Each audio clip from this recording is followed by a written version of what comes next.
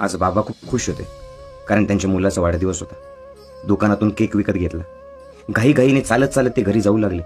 तेवढ्यात जोरदार पाऊस आला. त्यात तो केक विरघळून गेला. बाबांनी आकाशाकडे पाहिलं.